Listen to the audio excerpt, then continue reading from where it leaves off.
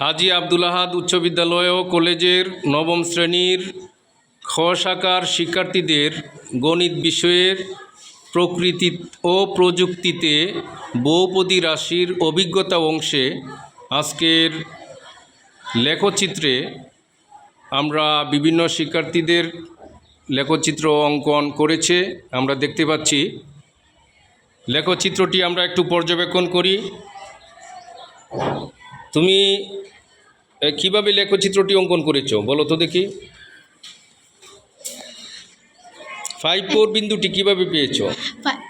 5-4 বিন্দুর জন্য মূল বিন্দু থেকে 5 ঘর ডানে এবং 4 ঘর উপরে গিয়ে যে বিন্দুটি পাই সেটি 5-4 এর বিন্দু। ঠিক আছে, চমৎকার। বসো। তুমি কিভাবে অঙ্কন করেছো একটু বলো তো দেখি। একটা পয়েন্ট -3 -4 এর বিন্দুটা একটু বলো।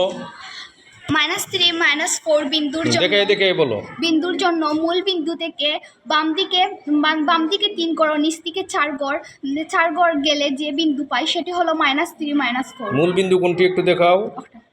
আচ্ছা, ঠিক আছে, চমৎকার। তুমি 8-7 পয়েন্ট একটু বলো তো দেখি কিভাবে নিয়েছো। 8-7 বিন্দুর জন্য যে মূল বিন্দু থেকে 8 ঘর ডানে এবং 7 ঘর উপরে গিয়ে আর 8-7 বিন্দু পাই। আচ্ছা, এই বিন্দুটি এখানে ডান দিকে আর উপর দিকে কেন গিয়েছো তুমি?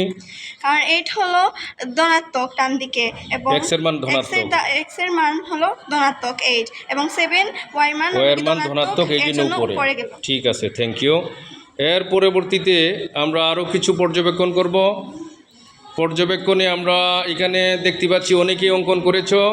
হ্যাঁ, তুমি বলো তো দেখি তুমি এটা কিভাবে অঙ্কন করেছো। যে কোনো একটা পয়েন্ট বলো। -3 -4 এই পয়েন্টটা বলো।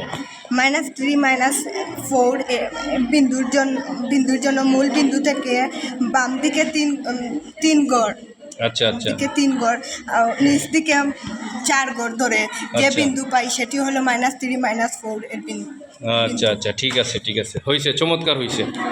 আমরা আজকে মাঝে মাঝে আমরা একটু পর্যবেক্ষণ করতেছি, আর বাকিগুলো আমরা অন্য একদিন আমরা পর্যবেক্ষণ করব। এখানে আরও দেখেছি অনেকেই অঙ্কন করেছে। ঠিক আছে, তুমি বলো তুমি 8-7 বিন্দুটি কিভাবে পেয়েছো? 8-7 বিন্দুতে যেভাবে পেয়েছি, মূল বিন্দু থেকে ডান দিকে 8 ঘর এবং উপর দিকে 7 ঘর গেলে যেই বিন্দু পাওয়া যায়, বিন্দুটা আমারে দেখাও। যেই বিন্দু পাওয়া যায় আচ্ছা, সেটি 8-7 বিন্দু। ঠিক আছে। আচ্ছা, তুমি বলো 5-4 বিন্দুটা কিভাবে পেয়েছো?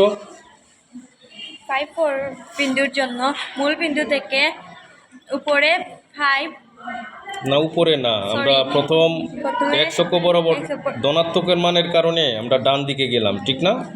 5 ডান দিকে 5 ঘর আর উপর দিকে 4 ঘর। বিন্দুটা দেখাও ওইটা। হ্যাঁ, ঠিক আছে। এরপরে আমরা অন্য আরও 2-1টা পর্যবেক্ষণ করব। তোমারটা এইদিকে আনো দেখি। তুমি 8-7 বিন্দুটা কিভাবে পেয়েছো? 8-7 মূল বিন্দু থেকে ডান দিকে 8 ঘর এবং উপর দিকে 7 ঘর নিয়ে যে বিন্দু পাই তাকে 8-7 বিন্দু। আচ্ছা, ঠিক আছে, ওকে। আমরা সবাইকে বলে রাখি, যেহেতু প্রতি ঘরকে আমরা 1 একক ধরেছি, তাই আমরা 1 ঘর করে আমরা কিন্তু ডানে বামে উপরে নিচে গিয়েছি।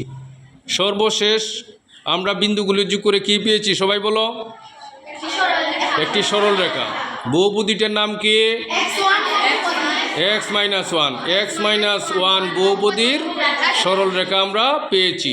ঠিক আছে, সবাইকে ধন্যবাদ।